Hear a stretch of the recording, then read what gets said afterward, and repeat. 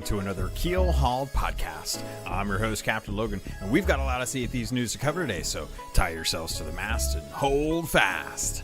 Ahoy there, pirates. I hope you had yourselves a good week and a good weekend. I know I did.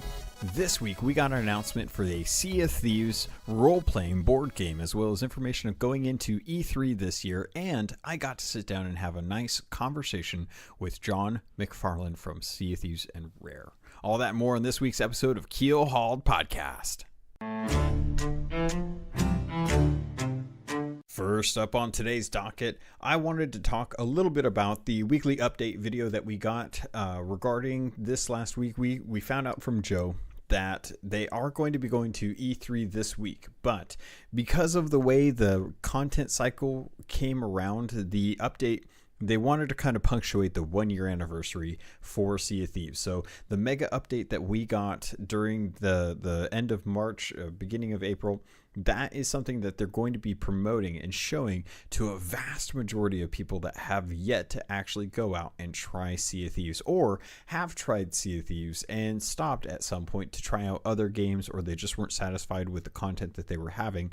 And they want to use this opportunity to really kind of show some of the cool stuff, especially with like the arena or the tall tales, things that people can actually jump in and enjoy now with the free content updates that have been coming all year round. So I'm looking forward to seeing what E3 has for many, many reasons outside of Sea of Thieves, but I am glad that there is going to be a presence. So if you are planning on going to E3, then you definitely want to make sure that you go say hi to the team, let them know what you think, give them some feedback, be positive, be critical, let them know what you don't like, and see if they can get a better understanding of what they can do to make the game even better in the future. Outside of that, there's not much else going on except the next thing I want to talk about, which is the Sea of Thieves role-playing game. So Sea of Thieves on May 31st announced that they are doing a partnership with Mongoose Publications or Publishing for a Sea of Thieves based RPG game. And this is it's kind of awesome, actually. I was looking at this.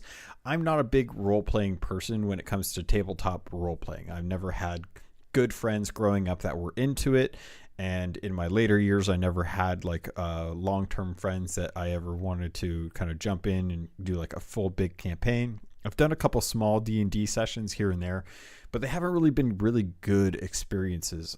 They've been kind of like okay, kind of cool, but I never really felt like a lot of growth.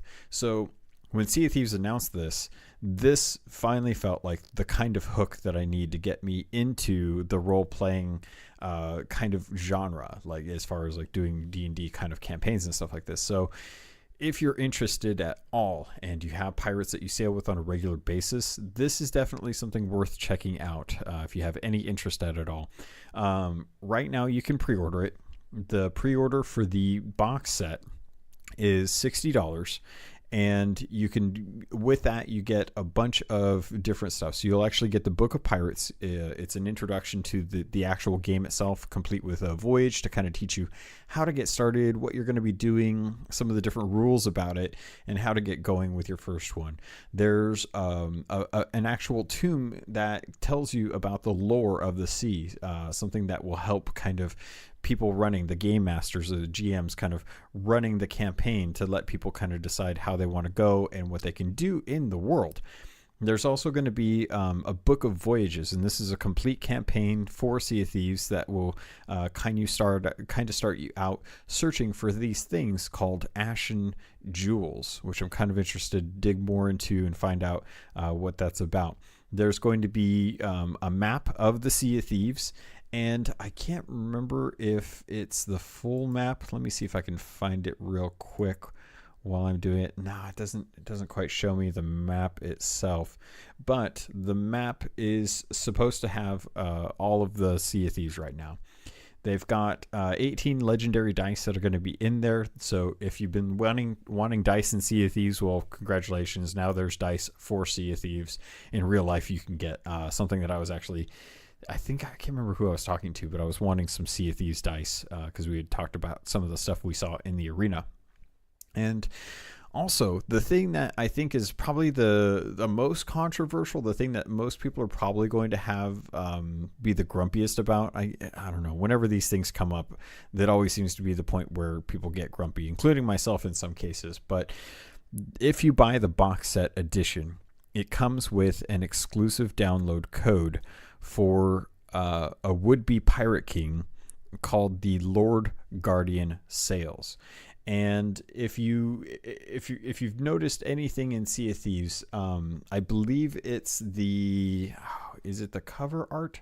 I want to say it's the actual cover art for Sea of Thieves, not necessarily like the Reaper's Mark, but the actual Sea of Thieves cover that has like the pirates, and you can see the actual rowboat and the shark and the ships. I believe it's the Kraken sails that are on the cover. It's got kind of the skull with the tentacles going out. Of course my internet's being slow right now. Why would it want to show me anything that I want to see right away without having to wait for it that long? But anyway, these are something that have been in the art book for quite a while, and we've kind of been trying to figure out like when this is actually going to come out.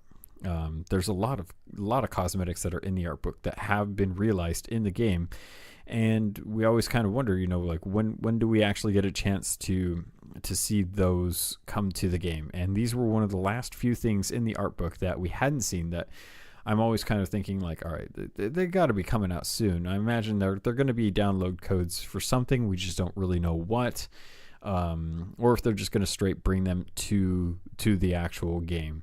But now we know. So if you pre-order this $60 box for the role-playing game, you're going to get all the stuff that you need for the actual game itself, and then with this you're going to be able to get the actual cosmetic for in-game as well, something that you can actually put put on your sails in adventure mode. And yeah, it does look like those are the same sails from what I can tell. So I've already pre-ordered mine. It's based in the UK, so if you are buying it, it's $60 euros, or 60 euros, I should say, instead of $60. I really got to remember to do that. And I think after shipping, I think it came out to $88 USD. So it's pricey. It's definitely pricey, more than I want. But then again, $60 euros is what I would expect to pay, or $60 is about what I would expect to pay for something like this in America. But because it's euros and it's getting shipped overseas, it's going to cost me more. Happily paid for it. Can't wait. I've already got so if you pre-order this, you will be able to go into your account on Mongoose Publishing and download the PDF for the game already. Like I can already print out all of the little tokens and ledgers and stuff that I need. I can read the entire book through. If you just want the PDF ebook, you can buy that for 30 euros. And you can also pick up an additional set of dice for it. So if the 18 dice that come with the actual box set aren't enough and you want to have more, there's another set that is 1750 euros that includes 20 extra legendary dice. I have not picked those up yet because I don't know that I'll need them, because a lot of this is something that I think I'm going to be playing when I get a chance to kind of read through it and I find other people that have already pre-ordered it and have all the content and get a chance to read through it as well. I'm going to be doing some extra content for the show, and I'm going to find some people that are willing to spend a day out of the week to sit down and run through a few of these campaigns. And what I want to do is I want to actually record these, stream them on Twitch, and then put them out on YouTube so people can watch the VOD, as well as take the audio and put the audio up as supplementary to the standard week's content. So that way, if you want to have like a campaign story, like I love listening to like the Adventure Zone, and There Will Be Dungeons, and there's a couple other RP podcasts that I listen to that I really enjoy hearing the stories. And if it's one thing that you guys have all really loved about this show, is the captain's logs and the first mate's logs. So that's something that I think will be an interesting thing to try out. Obviously, it's going to be hard to do without like having the physical stuff in front of you.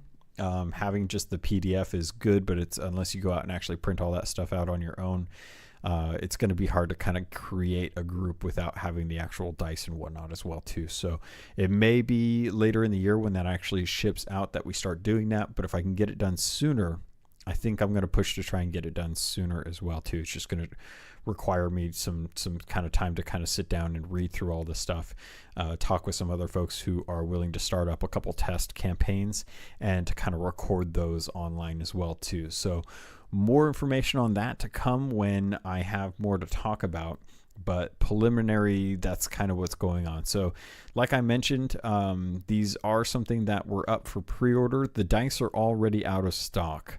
I don't know if you can pre-order those still. They're expected to ship in October. Let's see. It looks like you can still pre-order the gaming box set, and you can buy the PDF at any time as well too.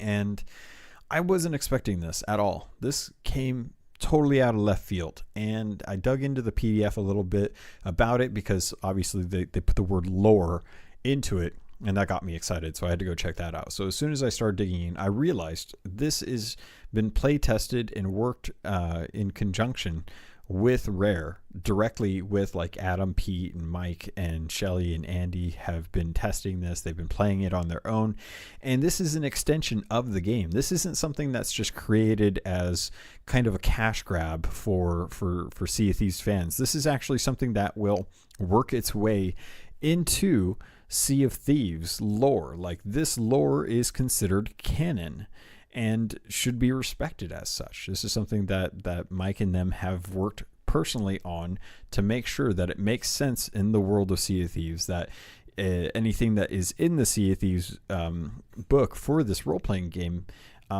doesn't contradict anything that's currently in the game as well too. So the stories you create on the seas are just as valid as the ones done on the tabletop with friends around you or over the internet as well too. So if you have stories that come from this, share those as well, because it's all the same. We're all creating our own pirate legend story, and whether you're doing it through a role-playing game on tabletop or whether you're doing it in game or you're just talking about the game in general, these are some really cool ways to have this pirate experience with such a specific flavor given to us in new and interesting ways.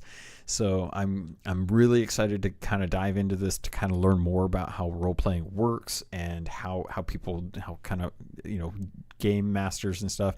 I mean, like I said, I've been listening to podcasts about this, so I have a general idea, but as far as doing it with pirates and Sea of Thieves and stuff, completely foreign to me. So I'm looking forward to figuring this all out, and hopefully you are too. And with that, let's move on.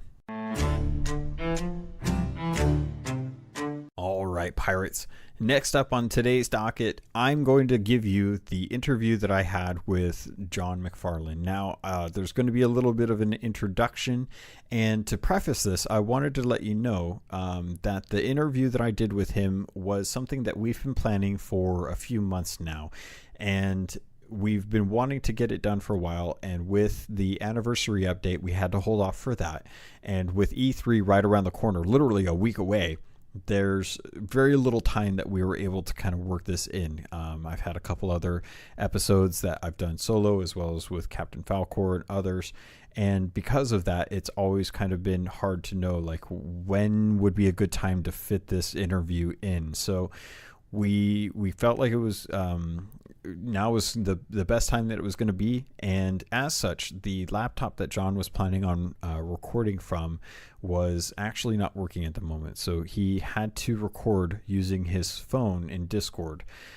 So there's going to be some breaks in the audio. It's going to get kind of choppy, and in a couple places there was definitely some audio quality that we had to work around.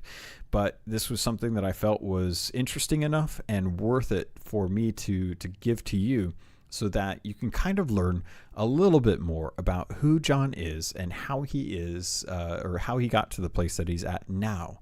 And if you don't listen to the whole thing, which I highly recommend you do, because I absolutely loved all of it, and there was some really interesting stuff in there, come away knowing that Jon is not only a great human being, a great person, and I love everything that he's done for us as a community for Sea of Thieves, but he genuinely loves this game as much as we do. In fact, he is as big of a fan of this game as we are. And for him, going to check out stuff in the game is just as exciting as it is when they actually get to release it for us. So I hope you enjoy this video and go into it knowing that we didn't get to record it at the best quality that we wanted, but it's a good enough story that I wanted to get it out there, so that this kind of laid the groundwork so that I could actually get another chance to record with him later on down the road. I want to make sure that, you know, we at least got something for you this week as we kind of go into E3 with all the excitement of all the stuff that's going to get announced. So I hope you enjoy it as much as I enjoyed recording it with Jon. And in the future, we will definitely be revisiting to do another podcast and make sure that we can get more interesting information out there for you about stuff that comes out in the game in the future. So thanks. I really appreciate you guys listening to this. Let me know what you thought of it. Obviously the audio quality is not where we want it, but that aside, the content is totally there, and I love having this opportunity. I look forward to doing this with more rare employees as well too, if I can get the opportunity.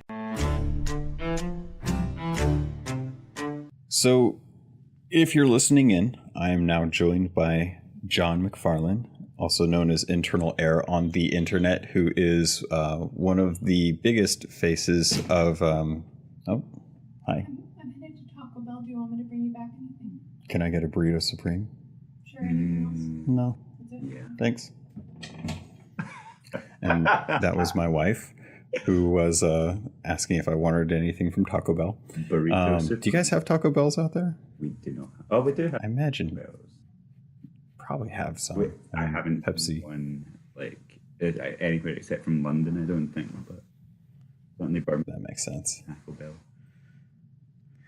So sorry for the short break there, but yeah, I'm joined by Jon Internal Air McFarlane from Sea of Thieves, who's the public facing member that does all the hosting for the weekly streams and was the host of the Sea of Thieves podcast for years, and has moved on to creating content. And if you don't recognize him, what are you doing? You should be watching all the YouTube videos where you'll find out which video is exactly his favorite.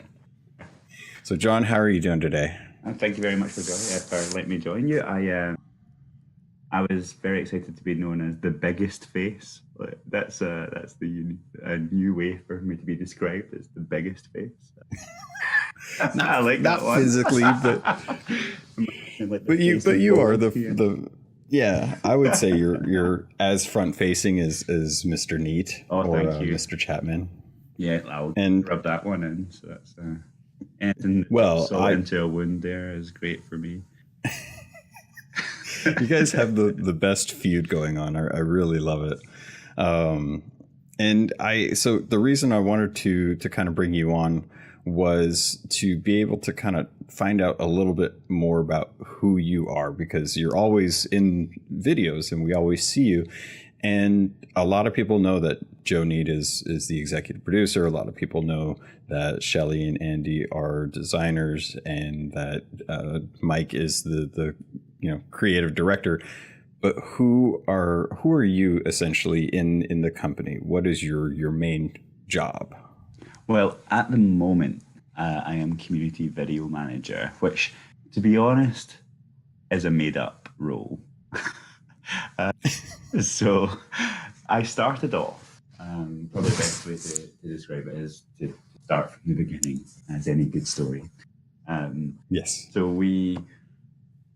I was brought into Rare initially to work on Sea of Thieves. I was there from pretty much kind of like the third month of development. So literally as they started it and put their pitch together, I was there the week that Phil Spencer came over to play the prototype. Is the week I started, which was very early on in development. And yeah, wow. They brought me in and said, that my main mission was to create a documentary for Sea of Thieves. We looked at things like stuff that I think is it called Two Players or something, Two Player Productions, the ones that did it for Double Fine, when they were creating the documentaries for some of their games for their Kickstarters, and they were like, we really like this stuff. We'd love to have something like this for Sea of Thieves. So for the first probably 6 months or so, I was just wandering around, putting cameras in people's faces who were all at that time not very comfortable in front of being in front of camera. Some of the people who nowadays, like Shelley Preston and Andrew Preston, were just not really interested in being in front of camera at all. And it's amazing to see now how much they've shell and how great they are on camera and being spokespeople. But yeah, everybody kind of just sighed when they saw me coming, because I'd wander in with the camera. And they'd be like, oh, he's back again. He wants to talk about something. Or I'd be sitting in very important meetings when they were discussing things like names and getting into heated debates about progression systems and such, and I'd be there with this camera pointing that at them. And then we kind of quickly decided that wasn't the approach we wanted to take, as we spoke more about how we develop Sea of Thieves with the community. It didn't feel right that what we would do is just have one big video at the end. That didn't make much sense. And then, as it always does, E3 gets in the way. So which I'm pretty sure is happening right now too, right? Yep, as always. And so I got Jon McMurtry, brought Jon McMurtry on board, who, if you watch the streams, he was on last week's stream. Yeah. It was the first stream he's ever been on. For us. And Jon's amazing. He's the voice of everything that we do, basically, all the content updates and whatnot. And he's been my kind of lifelong friend through like high school and university and everything. So he came down from, he was working at Creative Assembly at the time. And he came over. That's so cool. He's a huge Rare fan, so it didn't take much convincing to bring him over. Sorry, Creative Assembly. But yeah, he joined, and we started thinking about, at that time, the E3 2015 trailer. So the initial reveal, the the eyes one. So me and him just sat for ages blocking that out, and that was not on my remit when I first started it. So I was insanely intimidated that 6 months into a job, I was tasked with creating an E3 trailer for a reveal of like a AAA IP and Xbox. I can imagine like that. That must be pretty rough to try and set the tone and the pacing for what this game is going to become. Yeah, and at that time, we pretty much only had the Unity prototype. Everything was still trying to be like fleshed out in Unreal. Oh wow! Everything that you saw in that reveal trailer was running in Unreal, and it was running in real time. So those thumbs that were controlling the person who was doing the looking and stuff, that was literally just me on a controller, like walking through the environment. And we did that trailer so many times. In fact, we have an internal trailer, our cut of that trailer, where you see all the perspectives from the Unity prototype right through to the final version of that same path. Oh wow! For the walkthrough. Which I hope we get to release at some point. Yeah. Wow. But you guys are still, every trailer that comes out, aside from the any kind of gameplay video that you show of like ship sailing and stuff, to kind of like explain new things in the world, like that's all still done by hand, right? Yeah, 100% all like machinima. Man. So apart from obviously the stuff that we work with real time on, like the Tall Tales trailer and Hungering Deep and stuff like that, which are obviously cinematic. Everything else we've done from the very start has been machinima. So the E3, the 2017 walkthrough that we did, gameplay video, that was the hardest video I've ever made, or we've ever made Wow. in the video team. I say that because the guys put on like a crazy amount of effort for that. But it's really interesting. From day one, Joe set this bar of, we will not ever create anything that isn't legit in the game. So I don't ever want to deceive people what is in there and what isn't, and how things play. Yeah. And until post-release, we were never able to convince them that we should do things like the Hungering Deep, simply because of that. And it worked out so well for us, because we were never able to be pulled up on, oh, is this real? Can you really do this? Is this, is this what your game really looks like? Or are you just making something that's like a kind of E3 trailer? Because that's kind of the issue with a lot of news pundits and stuff. They go to E3, they see all these trailers, and then like a year or a year and a half later, when the game actually launches, they look at the trailer and they look at the game and they're like, look, there are some big discrepancies on what you showed us we were going to get by the time this game came out. And I never felt that with Sea of Thieves, and I think that's one thing that's kind of rung true with the entire development, is that you guys started off super strong as far as vision is concerned, and you just kind of stuck on that track and ran all the way to the finish line with it. Yeah, I mean, graphically, some from the 2015 trailer, I know that some things change, like the lighting, for example, and some of those things, maybe from a technical point of view, people will be like, oh, there is self-shadowing on grass and things, but a lot of that was removed for artistic purposes. So we had a very obviously defined style. And the style was still being, and the lighting and stuff was still being defined at that point. So it was, a lot of that stuff was just due to the style that we wanted to take. Very little was changed because we couldn't do that per se. And most of it was additive. There's a lot of stuff in there that we changed just because it looked better, rather than to try and bring it down a notch. But it was definitely really interesting to go through that process and see things like lighting and stuff change. But the main core game, it's amazing how much of that is the same game I played in the Unity prototype like five years ago, essentially now. Nothing's really that vision, and this is like tribute to Joe and Mike and Greg and Shelley and Andy. That same core vision has stayed the same the entire way through. And I mean, you're still playing Sea of Thieves to this day. In fact, yeah. So I mean, you've obviously, you love this game. Like, what is it like working for a company that makes a game that you actually really love playing all the time? I mean, if I'm being completely frank, the job offers have kind of come and gone, but you stay doing something because you love it. And I love working for Rare, and I love working on Sea of Thieves.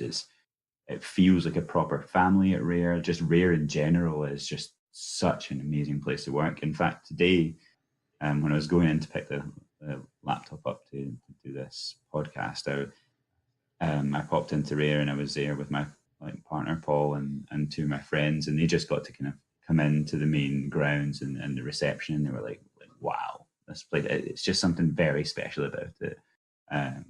Just the grounds, and then you've got the people and the way we work together, and how close everyone feels, and the kind of things they do, like the creative jam, and we just started up an LGBTQI group within there, and all that stuff is so well backed within the company, like the women in gaming stuff. It's amazing. Come through. But then Sea of Thieves as well, just in general as a game. I mean, I've always loved Rare games, but something just really struck me with Sea of Thieves. It was just something really special, and we knew we had something kind of special in our hands. Divisive in some cases, but like special, and we knew when we started seeing that community grow around it as well, we were just super by the way that everyone kind of was brought together by the game, and the stories you hear about how it brings people together and the time they spend in there, and the friends and partners even that they've found within the game. It's just been absolutely amazing. Yeah. And to say that it's divisive is kind of underplaying it. I think a lot of people come to this game with a kind of understanding of how most open world persistent games should play out, and they tend to find themselves kind of sitting unknowingly of what to do when they get in and they find out like there's no hand to hold you with this. You have to go in to this game with the idea that you're the one that drives your own story, and to do that you get a few things to kind of help kind of push you out the door and onto the ship, but for the most part you have to kind of make your own plans, your own decisions, and you've kind of done that in a sense with your role at Rare as well too. I mean, can you talk a little bit about what kind of started up with after you started making the videos for the games, but more so like with the podcast, because you guys were part of the inspiration why I actually started up my own podcast, because I saw it was possible to do a show just purely on one game, and this game caught me enough to want to do that. And you kind of started off the podcast as well, but what was kind of the incentive or the impetus for creating that? Oh, I'm glad to hear, starting off, that you were inspired by it. Obviously, you've done an amazing job so far. I love hearing the stuff that comes from you. But thank you. Yeah, I think it was in those days for us, it was a bit to do with, I suppose, not having something like the developer update out there. So we wanted a way to keep the community up to date with what was happening on a less frequent basis than the developer update would, which was weekly. And it was more of a monthly, well, we tried to be as monthly as possible with the podcast. But for us, it was a very quick way to get sat down and honestly have a really frank conversation with each other about what was going on in the studio, as well as what was going on in the game itself, and sometimes in our personal lives. It was just a way to kind of sit down and have a chat, really, and a catch up about studio life and our lives. And I think it was, this might make it sound a bit kind of like shallow, but we wanted people to see that there were faces behind the game. You know, that there were people.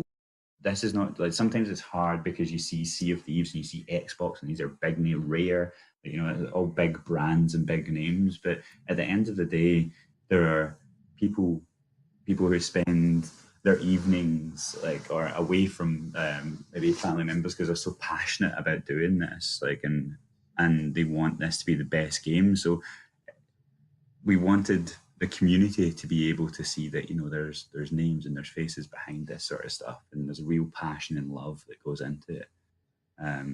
So getting people behind those mics or behind the camera, and behind those mics or in front of the camera, was as important for us as creating the podcast itself and getting the information out there. So it was partly information, it was partly just being humanizing the game and humanizing development.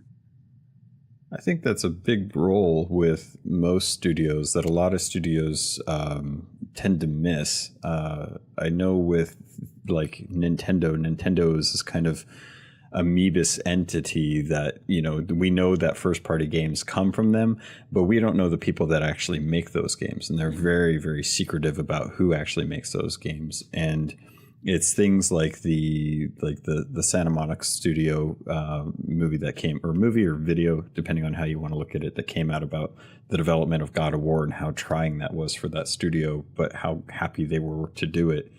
That I can totally empathize with wanting to make studio personnel, like people that actually make the games, more a part of the actual development. And to this day, I still see comments of people calling out that rare is this or rare is that, and they aren't happy with decisions that are made, or they are happy with decisions that are made. And it's things where, like, I think it was when the anniversary update video came out, I really wanted to find out, like, who were all the people that were involved with that trailer. And thankfully, Jon came out, and not you, Jon, but other Jon came out and listed pretty much all of the people that were involved with it. And it was so cool to kind of get an opportunity to look behind the scenes. And some of the behind the scenes videos that you've put out, especially towards like a year ago when you put out the launch video of what was going on behind the studio, or at the studio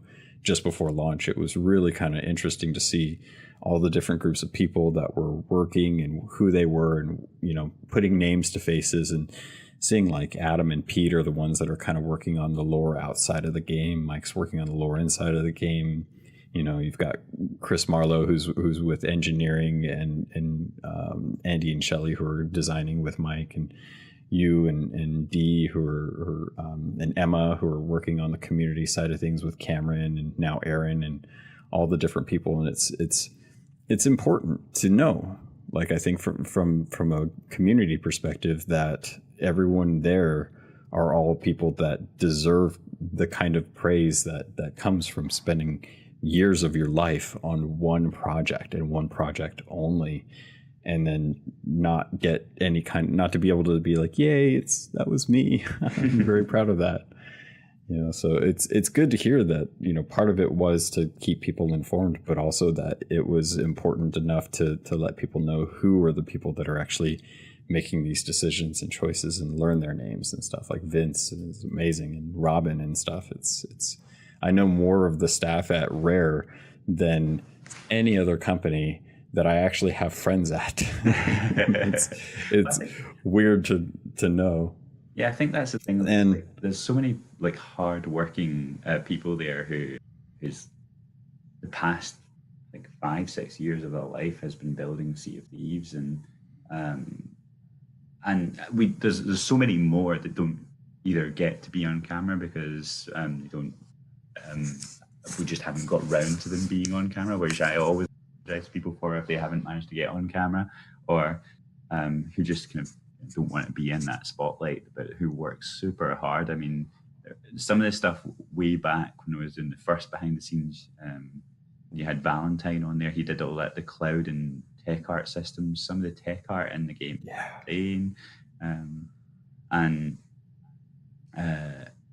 Yeah, there's just a bunch. Mark Lucas on the water, like, I mean, the person incredible. Oh yeah, yeah. There's just I think it was the special effects video that you guys did about capturing things like smoke and like water droplets and stuff for Forsaken Shores. Like, I think that was one of the coolest videos. It felt like a true documentary on like how Foley work for visual effects kind of works, and stuff like that's always amazing. I love seeing that stuff. I mean, that's why we bought DVDs with special features back in the day, or I guess people still are doing it with Blu-rays now. Yeah, I love making that stuff. Sometimes it's to get some of the footage through that we wanted from, for example, the Unity prototype. I know we got some of it into things like the rowboat video, and the lately with the harpoon and things, being able to capture some, and the ship destruction, capture some of that original Unity prototype, and capture how people are doing it. Some of the sound effects stuff we made with the giant pool of water where they're throwing in the bowling ball, cannonballs and things. It's just, amazing. It still blows my mind, like that. I can't believe, like, it was probably around Forsaken Shores that I was having a sit down chat with a couple of the other community members, and we were just kind of fantasizing about stuff coming before we were trying to sit down and try and work out what Shrouded Spoils meant. And one of the things that had gotten mentioned, because I think Joe was in the chat room of one of the Mixer streamers, Chalk Muju, and or no, I think it was either Chalk or Octurus Mike. But her, him, and Carides we were all just kind of hanging out, and the idea that I was thinking like, well, it would be so cool if the masts could take damage, and then I was thinking like, it would take damage, it would fall down, and then you would have to bring it back up and use 5 planks to repair it before it could actually work again. And fast forward 6 months, and the announcement trailer comes out, and we're getting this concepts of ship damage, and then to find out that it was something that was actually prototyped in Unity, I was just like, God, that's why I love this game, because the stuff that I thought about, just as I was thinking like, oh, it'd be kind of cool if this was a thing, to know that so much work has already been put into the game that is still being realized even a year after the game is launched is cool and inspiring to know. Like, there's probably stuff in the can that you can't talk about that is coming down the line that I'm looking forward to finding out. Like, what are things that were still prototyped that haven't been announced that are eventually going to make it to the game. Yeah, I mean there's a bunch of stuff there that I know that was in the that are still in the works. I mean, that we're working our way through as well. That some of these things are massive technical challenges. I know the ship destruction was one of them, because we have this game that I know sometimes we manage to like slip bugs and stuff through there, but for the most part is a very polished open world game like this that's constantly being added to. And the adding things in like ship destruction on top of the ships that were already built there is just like, I mean, I can't fathom how they do it, but when I see the process they have to go through in order to make that stuff work, from the performance side of things, to make sure it doesn't destroy everyone's performance, and also from a balancing point of view, and the technical challenges that seem insurmountable when you start this stuff. And at the end, you go, oh, it's a mast falling over. But when you see the process they have to go through, and I wish I was able to tell that story for a bunch of the things that we did in much more detail, because some of it is incredible. The skeleton ships, or the AI for that was just insanity. Over a networked game as well, which is crazy. But yeah, it's super exciting for the things that we have planned down the line. There's so much more coming that's going to be exciting and interesting to see how it goes down with players. Yeah, it's going to be it's amazing to think about how much effort goes into that kind of like just trying to work out how you get AI things to walk on other AI things that are floating in AI things in a world that two of those have to come together and register interactions properly across the world on multiple servers. So it's amazing to try and think like just how much effort it is to just get a cannon to fire from a ship on water to another ship on water and have that register properly. Like, yeah, there's a lot of magic that goes on over there that I don't understand, that I appreciate, or that sometimes I even forget just how insanely difficult it must be to try and work that kind of stuff out. And that's what makes it sometimes a little easier when I go in and ask questions, because for the most part I have no idea, so I'm genuinely asking like, how did you do this? I mean, I try to keep up to date with as much of the development as possible, so that I know what we can go and chat about and what we can, and what questions we can ask and what we can't. But for the most part, I'm just like, they are like magicians to me, because I have no idea how it works. Yeah, and it's funny sitting from like a community perspective how easy it is to kind of have that armchair developer moment where like, well, I don't understand why they can't just flip a switch and let us change ship types in game. Like, seems like it just scuttle ship, talk to shipwright, get new ship, right? That seems simple enough. Like, yes, yeah. And sitting back, it sounds like it would be easy, but it's every time, something as simple as like, let's try and figure out how to put a mirror in the game. Yeah, there's so much more that is involved. And I was talking candidly with Mike about this, about how apparently it's not just a reflective surface in that game. It's literally reflecting the entire world that's in front of it. Yeah. And in my mind, I was just like, wait, so you're telling me that to be able to make a fully reflective surface, to be able to look at my pirate and see the clothes that I'm wearing, you would have to mirror the entire world as well. And he's like, yeah. And I'm like, oh, I can kind of see why you didn't go that route. that makes a little more sense now. I kind of see why that would be a hard thing to do in a huge game like this. Yeah. One thing I did want to touch on is kind of your history, because it's great talking with you about Rare. I could do it all night, but I did kind of want to find out a little bit more about who you are and like growing up. How did you get introduced to games? So I wasn't a huge gamer until the first Xbox, really. Oh, okay.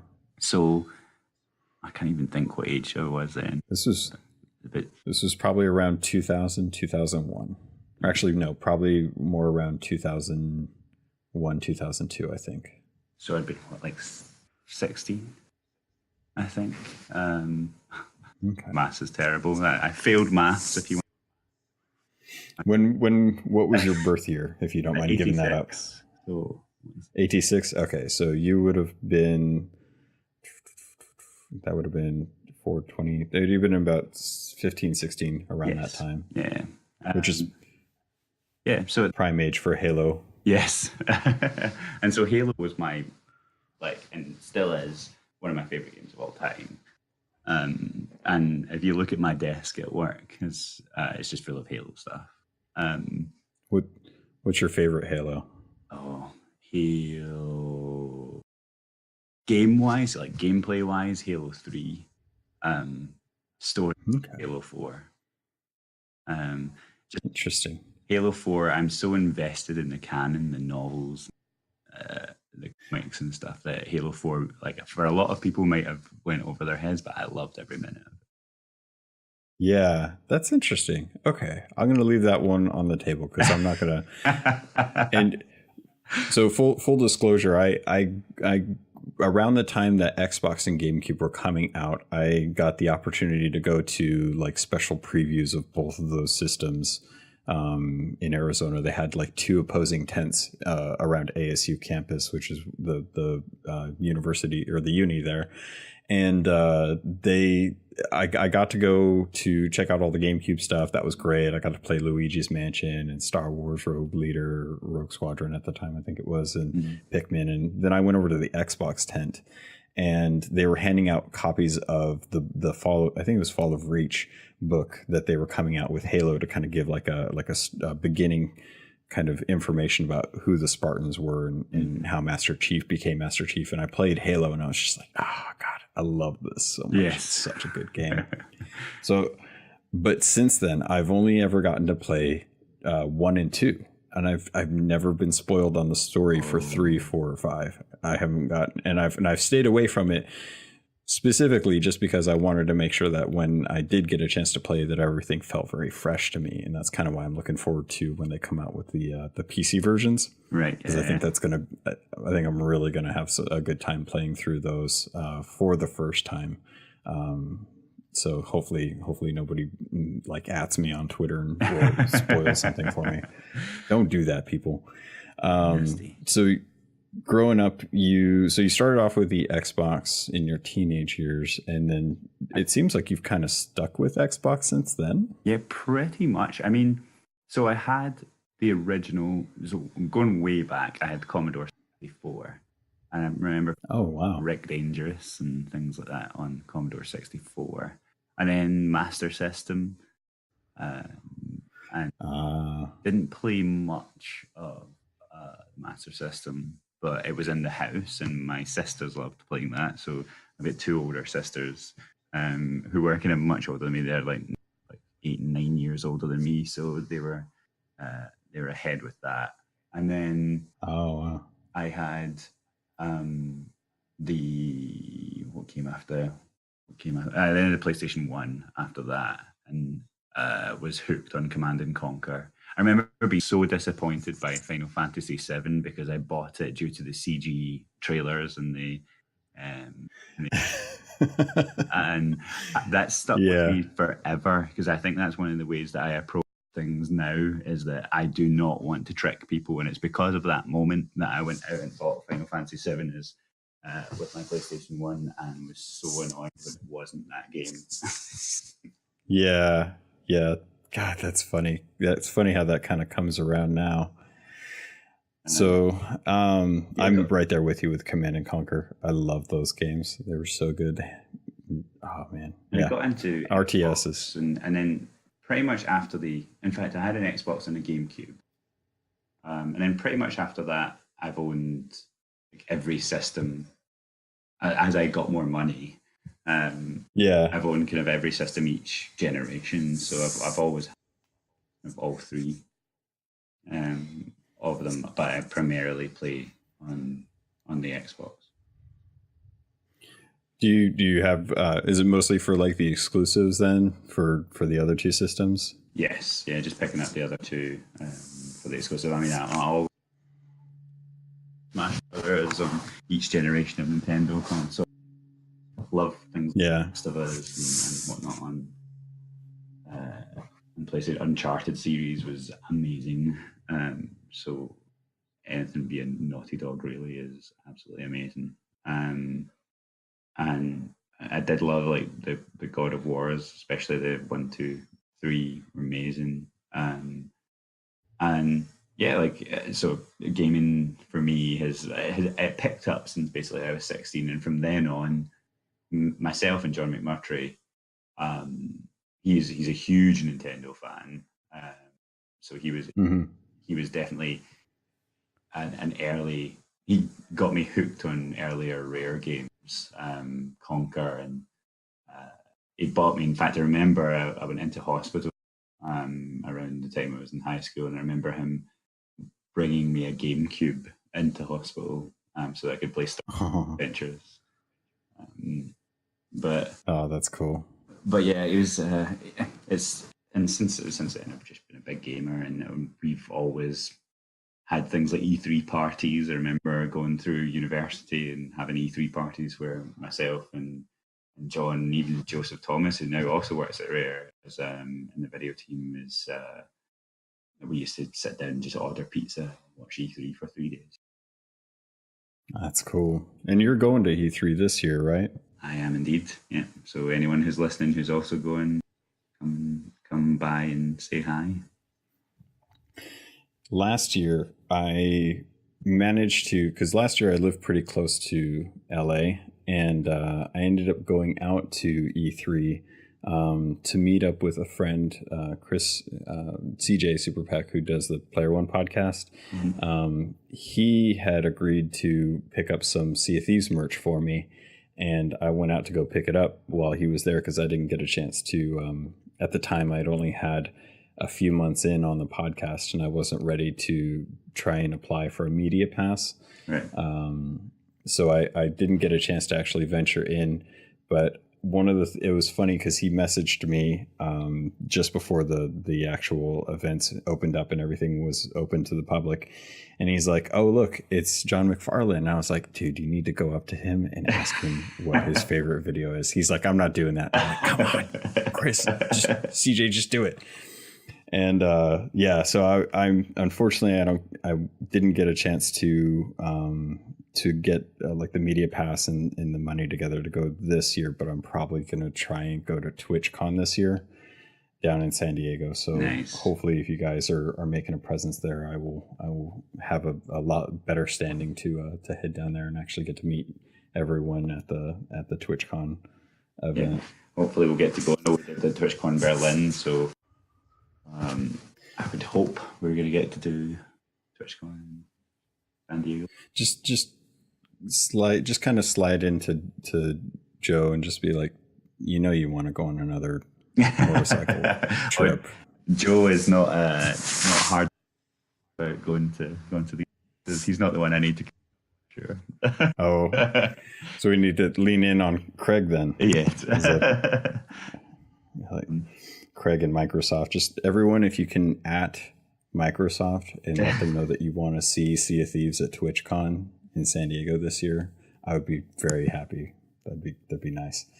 So, and the last thing I kind of wanted to touch on is, now that I've kind of understood, like you've been a gamer for a large part of your life, maybe not since you were a little kid, but you've definitely been in around games for a long time. How was it that you got into the actual industry?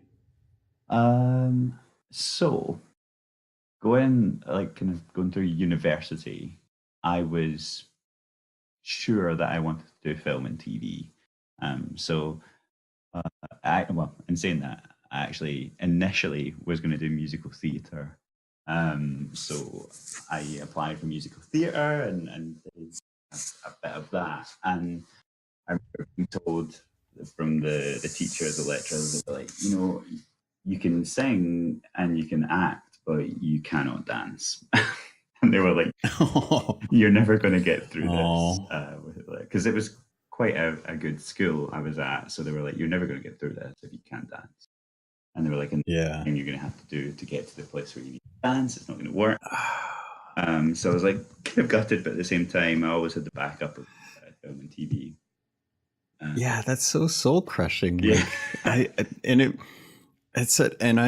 mean, if you can sing, then you could. I mean, can you read sheet music and stuff? Yeah. So, if that's, I don't see how you can't just work harder at dancing. Dancing seems like the easy, like you have to be born with pipes, and you have to have like enough kind of information about who you are as a person to be able to act, to draw on sources, to be able to like pull up emotions and whatnot.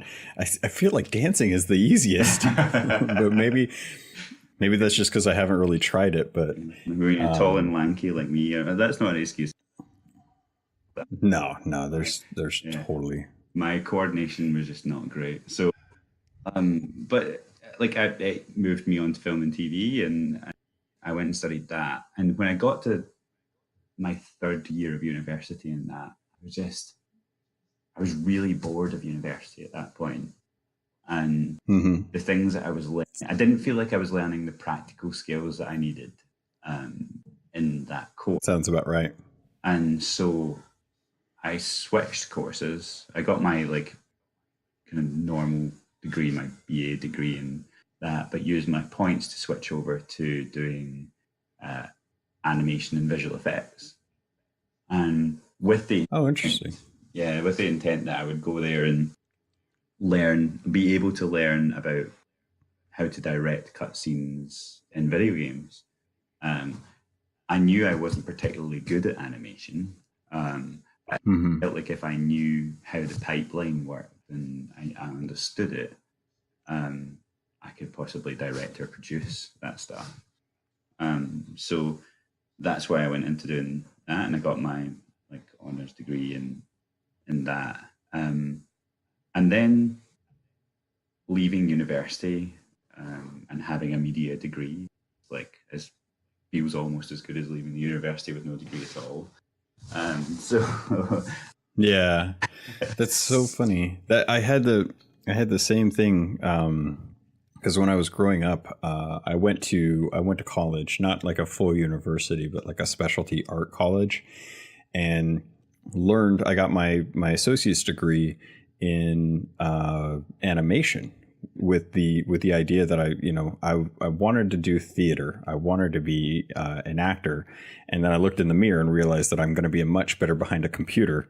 And at that point, I was kind of working towards, like, I wanted to animate dinosaurs. Like, I saw Jurassic Park and I saw what was possible with CGI, and I was like, that's beautiful. I just want to be able to hopefully move to Washington one day and work for Nintendo making Zelda games, or move to LA and start building dinosaurs and making them move on screen for people to get that kind of enjoyment as well too. And once I got out of college, I realized that that's when the bills hit, and then that's kind of when you need to get a real job and start paying some of those bills so that you can live somewhere and whatnot. And the dreams kind of got pushed to the side. And it wasn't until I made a last ditch effort to move up to Alaska, that I started getting into community theater and realized just how like physical features don't matter when it comes to acting, because you're telling a story about real people most of the time, and those real people have to look like real people. They can't look like, most really high paid actors who are just perfect looking all the time with a great makeup team. So I was right there with you, where I wanted to be animating, but I also wanted to be acting. And I never thought about the route of going as kind of directing cinematography and stuff. I never thought like I could be that director person. So I'm interested to see like how did you go from wanting to direct videos and stuff to moving into like working for gaming? Yeah, so I was definitely a kind of better talker than than anything else, and in regards to, I think I'm a really good, well, I like to think of myself as a really good people person, so I just tend to get on very well with people, and so I always seem to fall into producing jobs, because it requires so much kind of people managing, and that's where I moved over to Canada for a while, and I had the opportunity at the end of university to do that, and so I moved over there for a while and did some kind of job experience in a place called Frame Blender and Stars Media, like working on manga stuff. I was a massive anime fan, so Wow. working on that stuff was really interesting. And then Oh wow. over into MTV, where I ended up doing a bit of like producing there.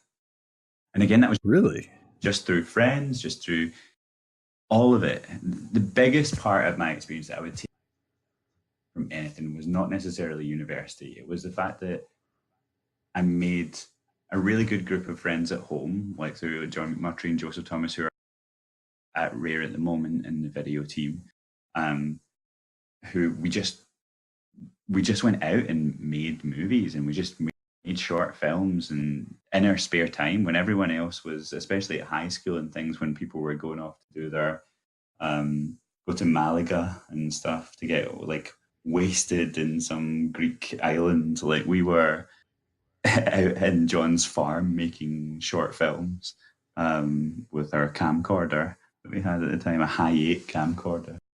And oh wow, I remember just doing that for years and years.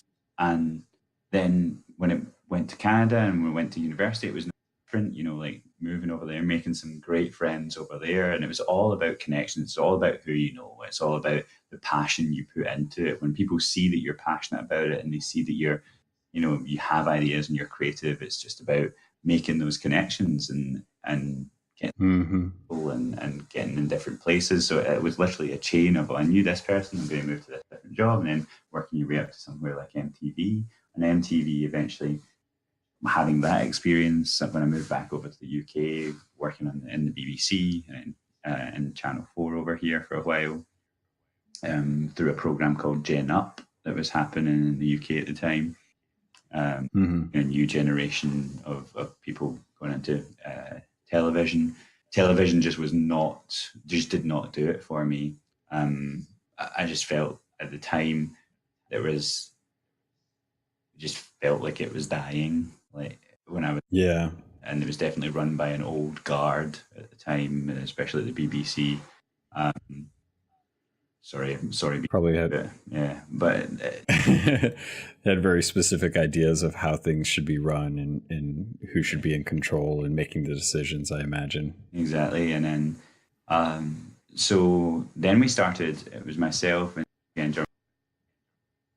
Germany, called Life Up Productions, up in Glasgow in Scotland. And we started up that small company ourselves, and then we started Microsoft, and so we worked on with 343 on Halo 4, doing some of the behind the scenes documentaries for that, and we worked with Axis Animation on Assassin's Creed projects, and then that kind of was, again, it's just knowing people once you get those projects, which were all kind of based in Glasgow at the time, which we had our reel from the previous stuff that we'd done at university, small corporate projects that we'd been doing.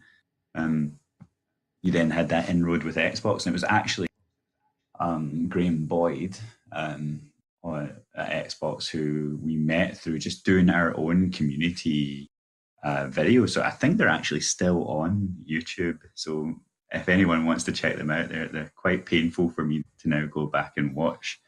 Such is the curse of a creator. Yeah, I forget what they were called now. But yeah, we created these. I forget. This time on Xbox or something. Yeah. And yeah, we created like 5 of those series, and one of them were interviews. Gears of War Judgment, I think we did. So it wasn't too long ago that we were doing that. And yeah, I saw John went off to work at Creative Assembly, and I saw a job come up at Rare, and applied for it, and the rest is history. Wow, that's crazy. So I had no clue that you'd kind of that you actually come over to work over in Canada, and that you'd actually spent time at MTV. Yeah, and that feels like a second home. Absolutely. Wow, that's crazy. So as you're kind of looking towards the future, with kind of what you're doing, are you looking to continue kind of this route, or have there been any kind of aspirations that you've had that you want to pursue, as far as like job titles go, or do you want to start directing more of like hands-on with the cinematics if you aren't already? So I think working with real-time, Jon McFarlane deals Jon McFarlane and Joseph Thomas was kind of directing most of the cinematics. Hold on one sec. The audio is getting kind of robot-y.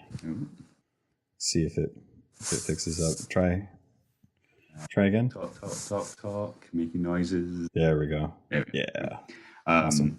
So yeah, Jon McMurtry and Joseph Thomas now deal with most of the kind of real-time cinematics that we do. Real-time being that does our in-engine cinematics, but they direct that mostly. But I had my chance with Curse Sales to kind of produce that stuff. But now, as probably of next week, my job title is changing. I think really? I'm having a meeting on Tuesday, so we'll find out what the actual job title is itself yet. Okay. But we are. I have been in a new role now for a couple of months, so I'm still doing a lot of the role that I was before, and I'm still very hands-on with the scheduling for video and how that plays into our marketing strategy and all up, like producing each video and making sure it's delivered on time and whatnot. But yeah, I'm also working on everything to do with creators on our side. So as we look towards what we want to do in regards to partner programs and anything like that, any of that that we've talked about for a while now, what we do with creators and what partner program looks like to us, or what working with creators looks like to us, then as we think about how we want to involve people and creators in that process, that all falls onto my team now. Oh, nice. Is this something that's kind of like the T-shirt creation that came up recently, as far as like people kind of putting their designs on in I think it was First Prints? Yeah. So that's all through Adam, but this is kind of. Oh, okay. When we look at Twitch and Mixer and YouTube and all up, and how people like yourself who go around, who create the podcast, and we see amazing creators out there who have been with us a long time, and naming just a few. We've obviously got like our Beardageddons out there, we've got Chunk Moojus, and the people who are out there as solid parts of the community and have been there for a long time. It's like, how do we go creating places for them to be in and love and share content? Awesome. That sounds exciting. I'm looking forward to seeing how that works out. And it won't be too long. It's been in the works for a little while now, so it won't be too long. Start talking. Nice. Oh, that's cool. I'm excited. I'm looking forward to seeing like what could be potentially, because that's one of the things that it's one of the things that I think I've enjoyed the most is meeting up with, or not necessarily meeting up, but having conversations with other content creators about the game, and just having so much fun, just kind of sharing our mutual passion for the game, and knowing that, I mean, this is one of the few companies where I can honestly say that I've had a really positive relationship with, no matter who I talk with. And the amount of support that Rare gives to us is phenomenal.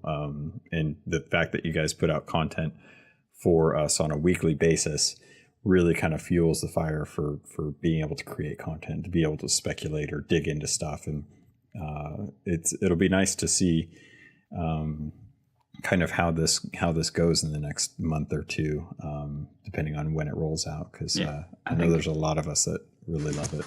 Yeah, I think that like when we look at our one of the key pillars of Sea of Thieves from the beginning was to build stuff with our community. So that's something we want to do. We want to continue to do, whether that's players with the game, or whether it's content creators with any programs or things we have running with them. So it's like, it just makes sense to have everyone involved at every point. I mean, we like to always think that we have a clear direction that we want to head, but at the same time, there's no point in creating something for like a group of people if that group of people has zero involvement in the thing that they're going to be using, essentially.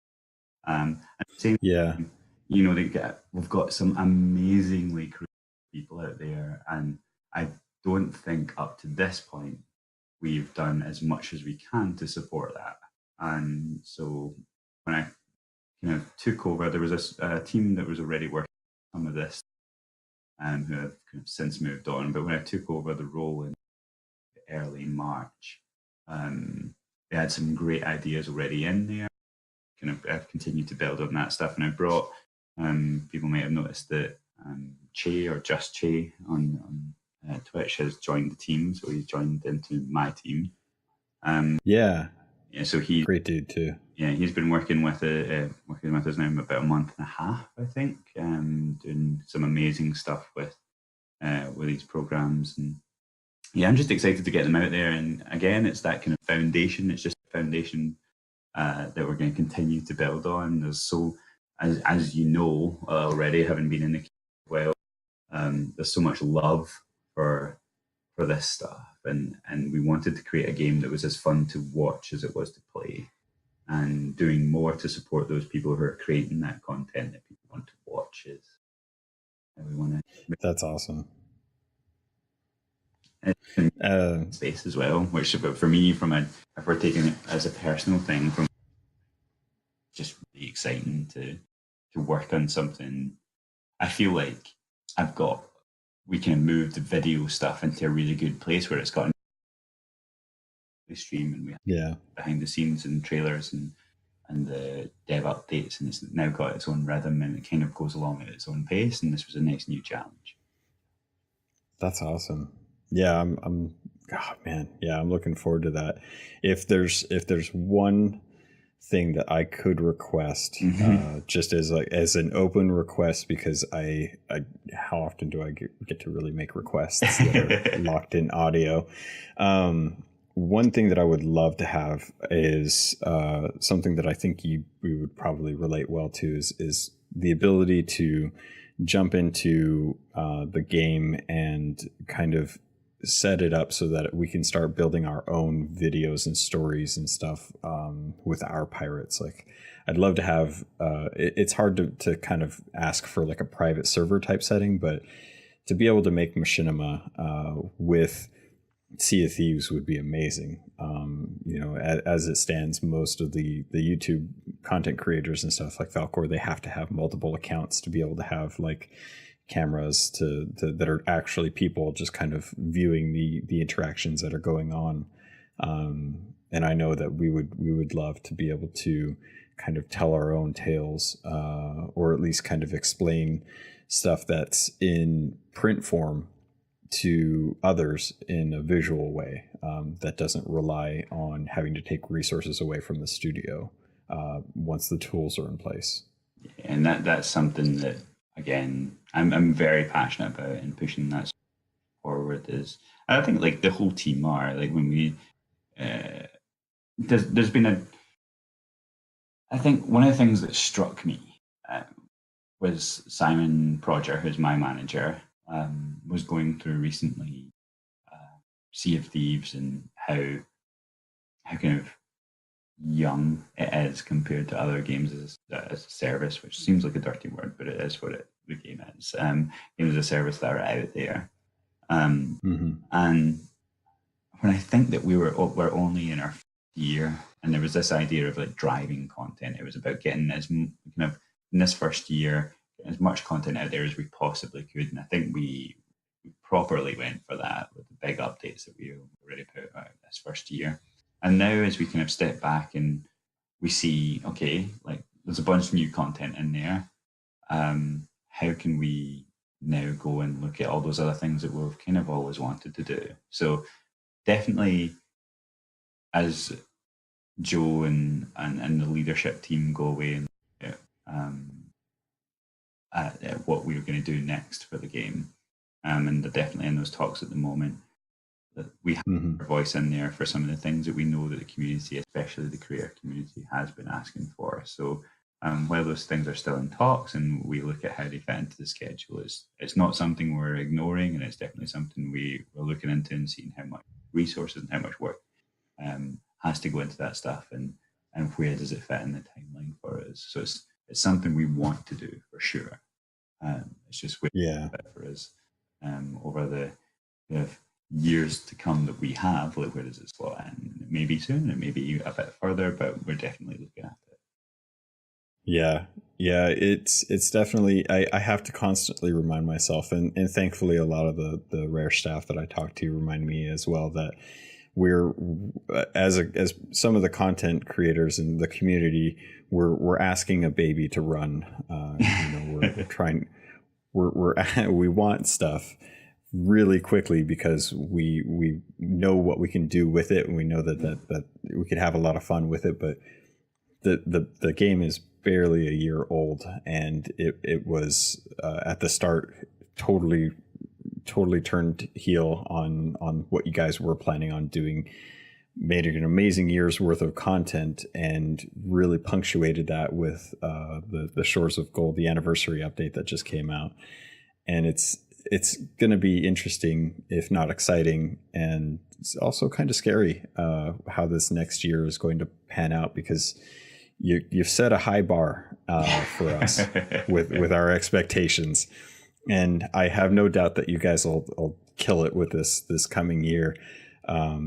And it's one of those things where, being so invested in the game, I know kind of where the content flow is at the moment. And it's kind of like we hit a big moment, and now we're going to kind of build up to the next big moment.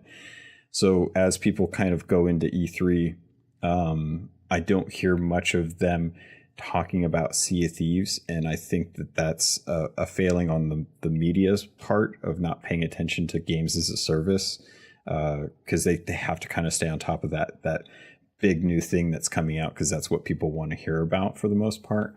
But I'm really hoping that this E3 gives Rare an opportunity to really kind of shine and be like, look, a few years back we showed you guys a trailer, you came back with some feedback, we pushed hard, we persevered through all of the mediocre like ratings and reviews that came out, and now people are finally saying, like now is a great time to start playing the game. Whereas some of us have been saying that this game has been amazing to play since the start.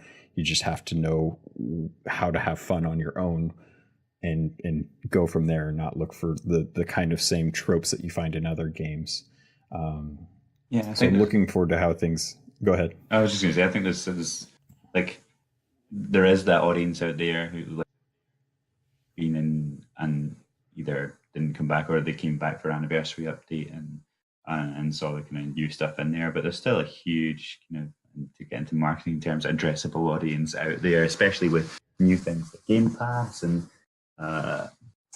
whatnot, that we're excited for new players to come in and to see the game, and for old players to come back. And if they haven't tried Arena or Tall Tales, we're really excited to see them come back and do that. But we also have, we know we have this amazing, like you guys are an amazing, dedicated community, and we like there's an insatiable like ask for content or hunger for content because you're passionate about it, and I get it. Like, being a fan of the game myself, I'm exactly the same. Like, I want more, like, and every day, and it's hard for me because every day I get to go down and I see the progress that's been made on stuff, and I see the things that are coming, and even like I try not to play too much of the things that are coming. I watch it, but I try not to play too much of it until it comes out into retail so that I can play it with everyone else. But sometimes I can't resist it, and I might go and play it at Andy's desk or something. But yeah, there's a bunch of stuff coming that I know is going to excite people and get people entertained. But at the same time, you're right. You're absolutely right around E3. It's how we still have a job to do, to go there and inform people about what has just happened and what's just come along. We shipped a massive update to the game that has set the kind of foundation for what's to come, and it would be ill of us to just kind of like forget about that and move on when we have such a big beat coming up. And E3. I really hope that you guys plant your flag in the ground and shout about how great the game is at E3, because there's going to, right now it feels like everyone's talking about next gen. What are the few games that are going to be coming out, crossover promotions with different companies and stuff, and part of me kind of like it just kind of hurts when I think about it, and I'm like, God, you guys don't.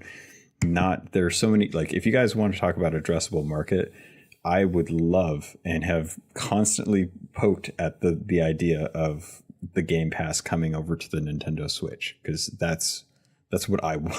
That's what I want deep down. I want to be able to play Sea of Thieves on my Switch and play Halo on my Switch and all the other games on my Switch, and to be able to have a whole different audience that hasn't ever talked about, like, I've gone on to friends' podcasts and talked about Sea of Thieves when they ask me like where they can find me and stuff, but for me to go onto their podcast and be like, all right, now you guys have no reason to not play this game because you don't have an Xbox or you don't want to play it on PC. Just pull up Game Pass on your Switch and do it. Like, well, that's a question on your podcast to ask. That's way above my pay grade.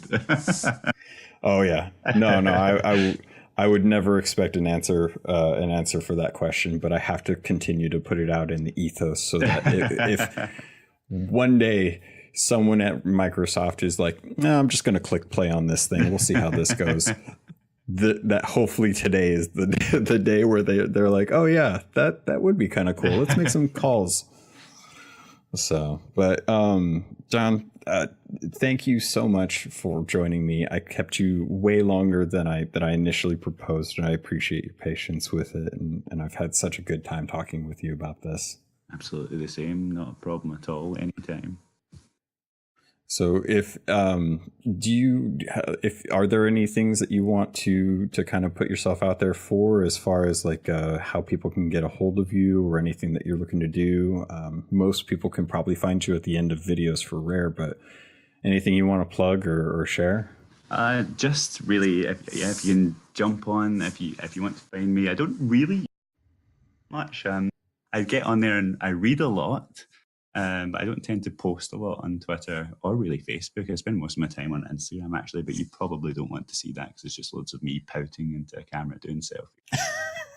So unless you're interested in pouts, that's the only thing you're going to find me doing on Instagram. Mostly professionally, I'm on Twitter. And you can check me, I think Internal Error 86 is my Twitter handle there. And oh, the 86 makes sense now. Yes. I always wondered where the 86 came from. Now it makes sense. And it's because I'm so youthful looking, right? And you're thinking, wait, 86 can be his birth date because he looks totally like he'd be 21. Yeah, it's true. I figured, I was just like, well, John's like 25, so there's no way 86 is his birthday. That's just got to be like he wanted internal error, or there's some sort of internal error that managed to get him like a job someday or something. Like, who knows? But internal error is actually my original Xbox. Your what? One. My original Xbox Gamertag when I signed up. Oh, okay. Xbox Day One. How did that come about? It was literally just, I think I was sitting, I remember exactly, I was sitting in Jon McFarlane's bedroom floor because he was the only one with broadband. And we were sitting playing, we went on to play Mech Assault. And and I was like, I need to come up with a gamer tag. And on the screen on his computer, to the right, there was an internal error, like on the thing. I was like, oh, that'll do fine. And just typed it. Stuck with me all these years. Oh, that's too funny. That's funny how that kind of works out. Awesome. Also, well, John, thank you. Oh, go ahead. Also, a big shout out to Xbox and for flying that LGBT banner proudly on their channels, and proud of that. Yes. So see all that come through, and having the pride flag in game and flying the pride flag. Say again? You broke up. No, we're flying the pride flag happily at Rare HQ at the moment, and the flag pole's outside, so I'm happy to see that happen. And then yes, big shout out to Pride Month, I know, in the US. Yeah, I just saw some of the folks on Twitter starting to put their icons with the pride flag, and I was like, all right, well, I know what I've got to do today. So probably after we finish up here, I've got some more that I need to record, but I'm probably going to grab my icon and get a pride rainbow slapped on top of it so I can have it posted for this. If anyone doesn't know, I've been a huge supporter of the Pride movement, and it was such a great thing to see, like the Pride flag in Sea of Thieves. A lot of people aren't comfortable with it, but you know what? It's not necessarily for them. It's for everyone that is comfortable with it, and hopefully if it's seen around more than they're used to, that it just becomes natural. Like I was just watching Rocket Man yesterday, and Elton John, as we know, is gay, and it was really cool to see kind of like his love story kind of progress through there. And in back of my mind, I was thinking, I was like, the first time I was really exposed to this on a big screen was Brokeback Mountain, and that movie was so moving for me. And now it's like, it's just so commonplace in my mind. I'm like, oh, you know what? Like 20 years ago, this would have been pretty risque for people. But now it's like, all right, well, I'm totally like, this is not a big deal. I mean, it wasn't a big deal then, but to me, it's cool that it's become so commonplace that we're seeing that kind of diversity in movies and in games and stuff, and being able to have people identify however they want, or to feel like they're represented in games more. I want more of that. And I've been really happy with Rare's kind of dedication to making sure that people have that option if they want to. Yeah, I love like Joe and Craig's like unwavering commitment to, especially when that pride flag went in. You know, they had that unwavering to, you know, this is our stance on this, and we are all, you know, this should be a place for everyone on the Sea of Thieves, and everyone should feel included. and everyone should feel they're part of this. And it's been amazing to see as that moves forward, and we continue to try and put accessibility features in there, and we continue to look at how we portray our pirates, and it's always we always try to do it through a lens of diversity and inclusion, and I'm really to be part of a company that takes that so seriously. Yeah, and that it's so open about it too. Like knowing that it doesn't. You can have that on the inside and be like, all right, well, we're inclusive no matter what, and have that as like a company standard on the inside. But to come out and say like, look, there's nothing wrong with this, and anyone that says differently doesn't necessarily have to be here. We're sorry to see you go, but this is how we feel. Yes, and to have those kind of company, like, it's so cool to see that. I want more companies to have that stance, to be more open about how they're I can't even think of what it is, like, but I don't know, decisions or pride or morale. I can't think of what the word is, but yeah, I think just at the top, even when you look at Xbox and you look at Microsoft as a whole effort into at the moment, making employees and customers feel included in that diversity conversation, and making them feel welcome and included. And sometimes I think I went through. Sorry to get into this. You were about to end it. If you're good to go, let's keep talking. It's strange. I've always been very open about it, and so for me, it wasn't ever a huge issue. When I went to Rare as well, I was very open, and I don't think I'm pretty flamboyant as a person and pretty expressive myself. So it's never something I've hidden, and most people know. I'm sure everybody knows I'm gay at Rare, but at the same time, I know there's people out there who, like at Rare or at Microsoft and Xbox, who really struggled with it. I think seeing I've got at the moment on Facebook right now, in the Xbox logo with the flag behind it, and you seeing your company stand for it, it really means something to a lot of people, to say that this mega corporation essentially in Microsoft and this huge company that I work for has got my back.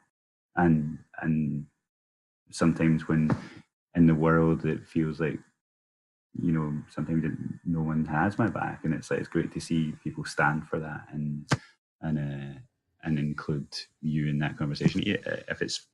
If taking that for a whole month and changing a profile picture to a pride flag means a lot to people, then it's a very small price to pay for something that means a lot. Was that tough growing up with? Like, was it hard to kind of come to that realization at a certain age and kind of wonder, like, are you alone in the world? It's weird because I would not lie. I'd like to have some interest about it. It was difficult for me. Sorry. To go back a little bit. It was breaking up on me. Yeah. I think for me, it wasn't really. I was lucky, very lucky, to be born into like a family who were very liberal, very open. My dad's brother was gay. I have 2 gay cousins, and so for me it was, and it's quite a big family I'm in. So for me, it was really an issue, and even growing up and going through high school, it wasn't overly an issue. Which is I know it's contrary to a lot of stories that we hear, but I've kind of had an easy ride of it for the most part. And when I hear stories like my partner, he's from Romania, and it was a lot harder for him when he grew up. Even to this day, it's a lot harder for him. But yeah, And so I see those struggles and I appreciate what I've had. And like, you know, that I was brought up to be kind of confident in myself and to, you know, not take people's opinions too much to heart. But yeah, I was really lucky growing up that I didn't really have much of an issue and I had a very supportive family around me. Any advice that you'd give to people that are growing up and they're starting to see that they aren't kind of falling into one group or the other, that they could maybe learn from some of that confidence that you've had? Yeah, I guess like having not gone through that, I can't be 100% on these things because haven't really experienced it myself. But I would say there's lots out there, and like try and, you know, everyone's going to try and say something to bring you down at some point. Because like there's a lot of people out there who have insecurity other people, and that doesn't just count for, you know, being gay. It's like anything around that. People are always going to try and kind of bring you down if they feel insecure about themselves. And I think when it comes to LGBTQ and, you know, like finding yourself, it's about like reaching out to the people around you. We have, sometimes it can be a double-edged sword with social media, but on one hand, you know, you have this amazing network of people that you can reach out to and of groups. And like the great thing about having that community and around you and having the that kind of Pride Month and the LGBTQ community is that you have that ability to reach out to those people and talk. And that's sort of moving down to when I moved from Scotland to Birmingham. It was the amazing part of being down here is the community that's created around LGBTQ stuff is just amazing. And all of my friends that I have down here through like going out and going to events and things, and the most welcoming community I could ever imagine being part of. And yeah, I just say like, as sometimes it's hard, but just be yourself, like, and it'll come through. Yeah, it's hard when you're young to understand because you want to be popular, you want kids, you don't want the other kids to make judgment on you, like, to take judgment of you. But it's like, just be yourself, because at the end of the day, it will shine through in the end. That's beautiful.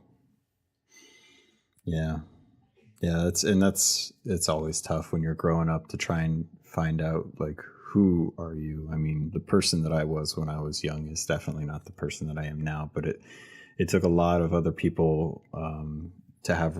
I had a lot of other relationships with people, both friends and partners, that taught me about who I am by them observing me on a day-to-day basis. And I guess the best thing that I could say to kind of echo that is just to you know, look inside yourself and see what makes you happy, see what makes you upset, and to focus on having people around you that make you happy. Yes. Because that tends to be the time when you feel the best version of yourself coming out. Yep. And yeah, just don't, like, regardless of what makes you happy, don't let anyone else change you.